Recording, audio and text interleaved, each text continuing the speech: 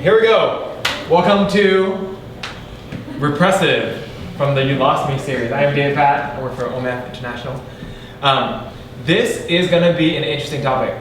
Okay. I kind of like the way the You Lost Me series takes this topic a little bit, because it does really talk about the culture and not just what is biblical sexuality, but also how does our culture view it, and maybe what is the culture of this church. Okay. So as we talk about this, again, we want to make this an open space for everyone, right? All your opinions are valuable, they're unique. And I want to kind of show you I want to start with what are some big views on sexuality? What are some dominant views? It's not everybody, but here's some dominant views on sexuality when you start. So, first dominant view you'll see in a lot of churches is traditionalist. All right? Does not talk about sex, and there's something dirty about sex. And now when I was thinking about what is a dominant Christian view on this, I thought about the movie Fireproof. Who's seen Fireproof? Raise your hand. I'll give amount of you. Okay, for those who don't know, Fireproof is a movie not about firefighting. It is a movie about marriage. The guy happens to be a firefighter. But it talks about his marriage and how he gets addicted to pornography and and he has this issue with his wife and stuff, and how they kind of get back together and how God strengthens their marriage. Go look at that. Go watch that movie again, and show me where, except for pornography, where does it mention they have sex? All right, and that's with a lot of Christian movies, right? A lot of Christian movies don't even really bring up sex, right? And I think from my memory of this movie, the only time there was affection was at the last scene where they kiss, and it's and I guess what's the actor Kirk Cameron? He doesn't like to kiss other actresses and stuff, so it's like a fake kiss, right? The way they film it, he's actually like this. No, kissed his wife, but or kissed his wife. Okay, panned out, so you can't see who it is. All right. But it's very little affection, right, in that movie in terms of just physical contact, intimacy. I see that as a lot of the traditionalist view. All right, a lot of churches will not talk about sex. Sex is a kind of a dirty thing. The problem with that is obviously a lot of people grow up in the church, especially when they get married, they don't know anything about sex, and those who are married are afraid to ask other married couples about sex. I'm thankful that my wife is a marriage and family therapist student, right? And I get to hear a lot of things from the studies and stuff and some of the books she reads. But not every married couple has a good sex life. A lot of married couples actually have really bad sex lives, right? A lot of people, because you're not really taught, from a Christian point of view what sex is, right? You basically Google and you read a lot of stuff on sex from people who are dating, from people who are not married and who are not Christian. And so the traditionalist view in church, basically, you just have no talk about sex, but people still learn about it, right? And they end up Googling or reading secular books. That's kind of the traditionalist who do not talk about sex. The next slide is individualist. Open views about sexuality. Sex is about personal satisfaction. You will probably see this a lot if you grew up in a major city, LA, San Diego, New York, Boston, Shanghai. This is a really, really big view, individualist. All right. Personal satisfaction, my wife likes to show, but I'm going to brag on this. Friends, okay? I feel like Friends epitomizes this individualist view. There's 236 episodes of Friends, are you kidding me? But, wait, who's seen Friends? Okay, now raise your hand. Okay, yeah, everyone's seen Friends. Think about the themes that happen in Friends. Every character in Friends has that sex than another character in Friends. Right? You think about that. It's ridiculous, right? And they talk about all these stories about sex is like this and right? But what is kind of the predominant theme? Sex about personal satisfaction.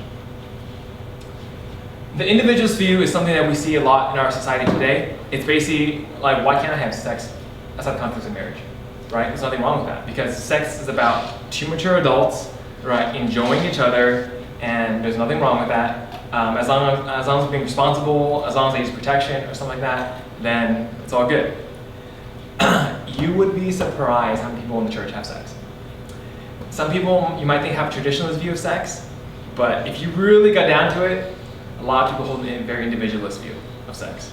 Okay, this is a view that people in the church don't openly espouse, but a lot of people by their actions hold this view.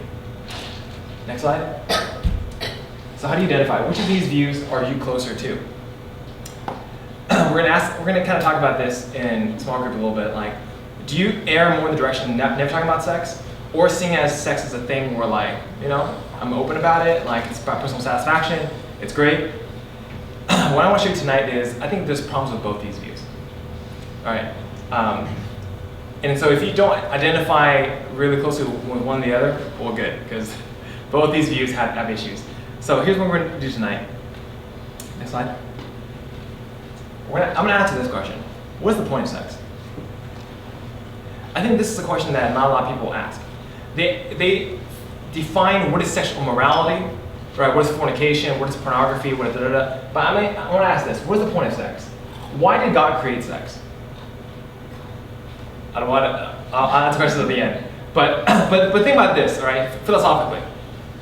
The first animals were created without sex. Human beings at first were created without sex, right? Adam was breathed into being, and he didn't replicate himself. God breathed them into Eve. But from that point on, sex started to exist. Why did God create the mechanism of sex? And think about it this way, right? Human life begins, you're not sexual when you start life. And towards the end of your life, you become less and less sexual too. And so it's for like this finite period of your life where you're like a sexual being, right? And only for even more small point of that, then you actually can get pregnant and all that stuff.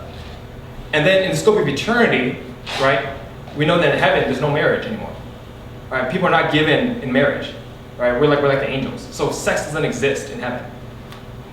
So for a small portion of eternity, there's sex.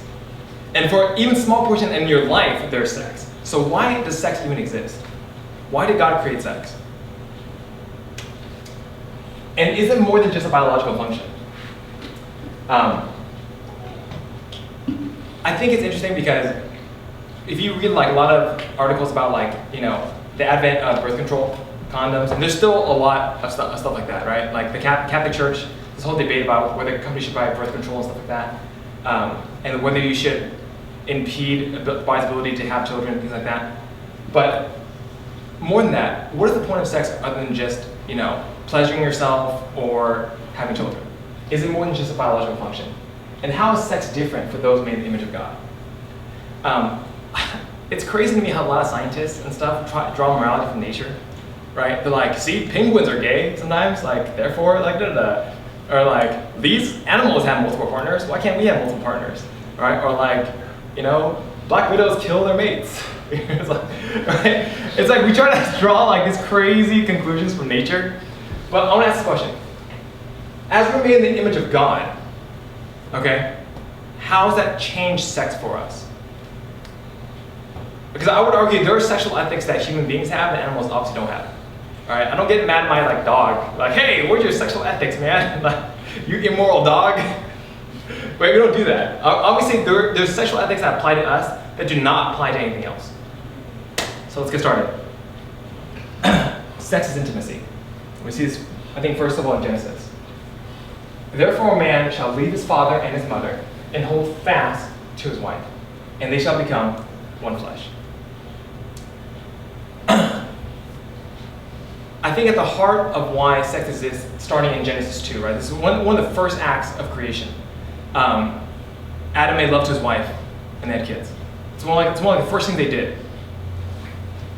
A man shall leave his father and mother and hold fast his wife, and they shall become one flesh.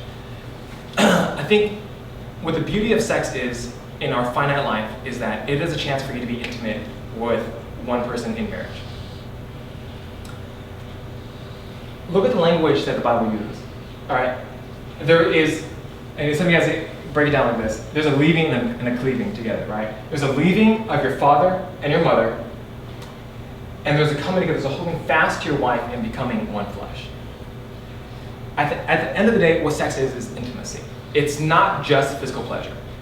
Okay. One thing I learned from psychology from my wife: if you take the groups of people who, when they do self-reporting surveys of like greatest sexual satisfaction, right? The greatest sexual satisfaction.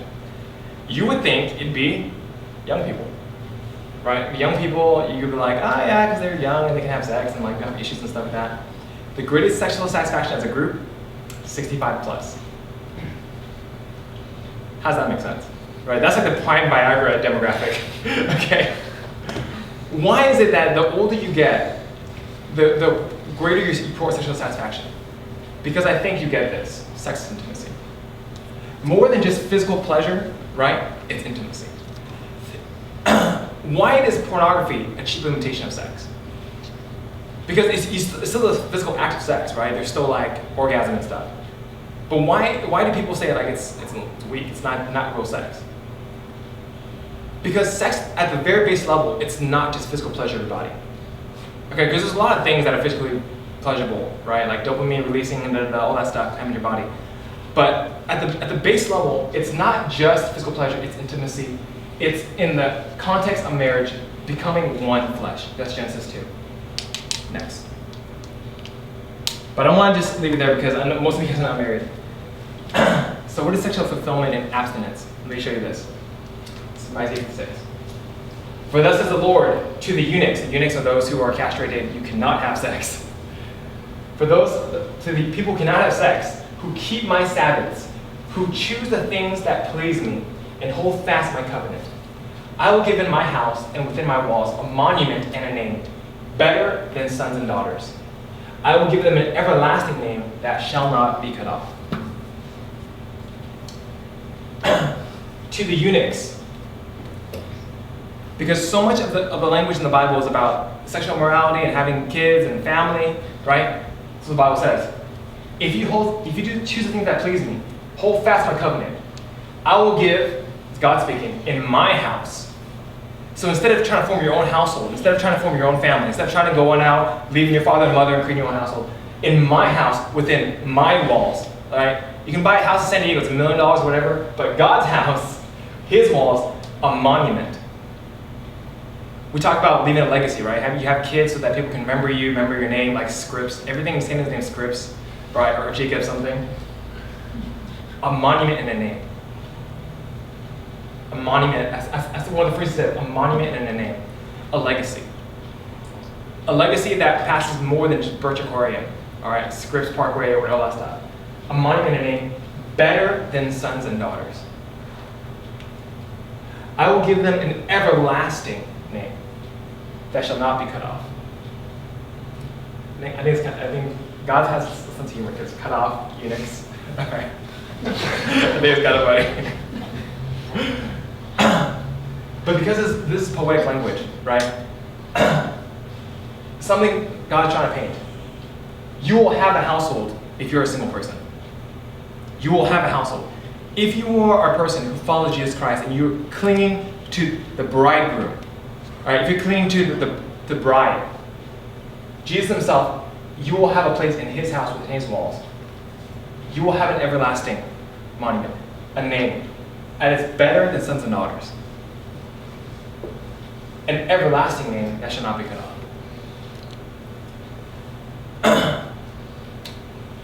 I want you guys to understand that you can be sexually fulfilled without ever being married and without ever having sex. I know that because of Jesus. Because Jesus Christ was sexually fulfilled and he never had sex. And he lived 30-something years on this planet. All right, so Jesus was a teenager. I don't know if you ever thought about this, but Jesus went through puberty. Unless I'm wrong, unless he had some Holy Spirit, maturity. But he went through puberty. He went through his, 20s. And through all that, it was best for him to stay abstinent. I think that's huge. There is a sexual fulfillment that can happen outside of just having sex in marriage. All right? An everlasting name that shall not be cut off. So, in the context then of marriage, I want to express this idea. Why do we wait to have sex in the context of marriage? This passage really struck me when I was growing up. Song of Solomon. All right? I adjure you, O daughters of Jerusalem, by the gazelles or the does of the field, that you do not stir up or awaken love until it pleases. That you do not stir up or awaken love until it pleases. Because there is such a deep intimacy in sex, right? Because it's such an emotional thing that if you have sex outside the context of marriage, it's painful for you. Okay, and you guys know this, you guys are old enough to know this, talk to some of your friends who've broken up and stuff with people, right? And those who've like slept around. And here are some of their stories, or maybe some of you guys have your own stories, right? Sex outside of marriage is a really, really painful thing. Think about like, you have like those like 7th, 8th grade relationships, you just hold hands and stuff, right? And you break up, it's like emotionally, how much does that hurt you? In the grand scheme of things, like not that bad, right? You guys just held hands, right? But the more intimate you are with a person, the greater that damage is when you guys break up. Not stir up or awaken love until it pleases. The greater the intimacy, right, the more pain it's going to cause you too. But the greater the intimacy, the stronger it can deepen your relationship when you're married. Marriage is meant to protect you. All right, I really believe that. As a person who's now married for a couple of years, right, I really believe that marriage is something that protects you. Outside the context of marriage, right, sex is such a dangerous thing. It can just emotionally destroy you. All right, and in the context of marriage, when a person cheats on you, right, that's like the worst thing someone did to you in marriage, right? If someone cheats on you. It is the greatest intimacy killer. It is one of the most grievous things you can do to your partner. Because at the end of the day, if sex is intimacy, then outside the context of marriage, it can really hurt you. And in the context of marriage cheating, it can really also hurt you too. And that's why we protect sex so much in the church. So if you think about why do we not talk about, why do we think it's dirty? Because it's dangerous. It's a great thing when you're enjoying it well, and it's a really, really painful thing when it's being abused. Alex, how do you read this? How beautiful you are, and how pleasing my love with your delights. Your stature is like that of a palm, and your breasts like clusters of fruit.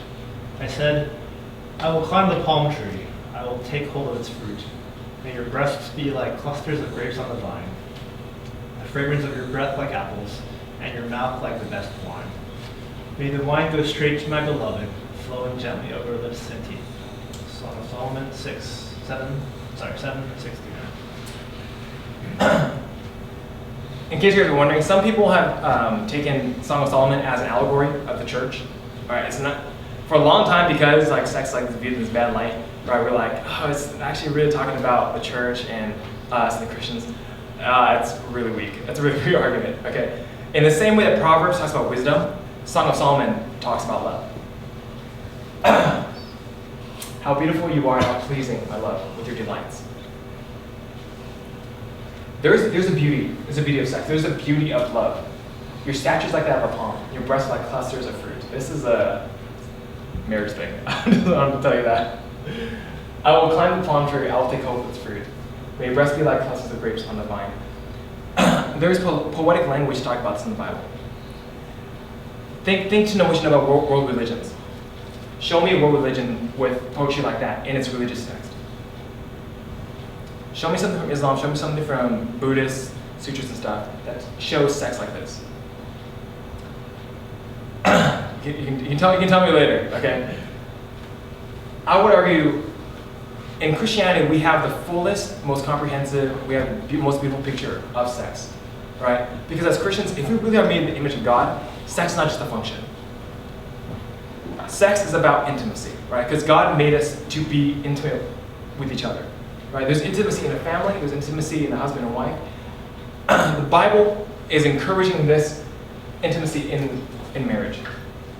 There is a beauty in sex. I want to give you guys time to talk about this in your small groups. Let's talk about some of these issues. How can we have a healthy view of sex as a single people? All right. I think there is a way to talk about sex that's not dirty in the church. All right, I think it's something that we should talk about, especially people who are married. I know it bothers me that maybe people don't talk about this, but as single people, how can we have a healthy view of sex? How can we celebrate the beauty of celibacy? All right, is there beauty in celibacy? Yes. It's funny because for hundreds of years, a lot of Christians have thought the best way to express sexuality as a minister was to be celibate. Right? The Catholic Church, right? You basically forced people to celibate. Just so you know, by the way, the Catholic Church not allowing priests to marry, that was a political reason. All right, it wasn't nothing to do with the Bible. Okay, you can go look at history. That had everything to do with the Catholic Church not wanting priests to own land and not passing it on. Okay, the new Pope actually wants to take that away. So celibacy was this idea, right, that was really imposed later on by the Catholic Church. But there's always been that urge to say, like, I'm most sexually fulfilled when I'm abstinent, when I'm celibate. And there's some truth to that, right? There's some truth to abstaining from something, right? So asking people, how do we celebrate the beauty of celibacy? And it's kind of funny because, like, if you look at beer commercials, right, it's like you can like count the seconds until a girl appears in the beer commercial. It's like you can never have dudes together without like just like, oh yeah, and then here's sex. Right? It's funny because like in our culture, we almost hate it, like being single without having sex. How do we love and care for those who struggle with sexual morality? And this is one of the big things we talk about in this Youth Lost Me series. Because one of the big things in the church is we basically crucify those who have sexual morality. It's like, it's okay if someone comes to the church who's a non-believer and then becomes saved, right? And then we'll like forgive their past. And like, oh, that was you before. Like, it's forgotten now. But if someone in the church, right, stumbles, we're like, oh my gosh, it's over. So how do we love and care for those who struggle with sexual morality? Let me pray, we'll break up into groups. Our Heavenly Father, I thank you just for this topic. I thank you that you have given us your word that teaches us about the beauty of sex, that we can have just this picture of sexual fulfillment apart from this culture's view of it, that we can see celibacy as a beautiful thing. God, I pray now that we just open in our discussions, that we can share about our own experiences, about those around us, that at the end of this lesson, we might be a church that is more welcoming, that is more open, and that can just appreciate sex as you've created it. So we praise in Jesus' name.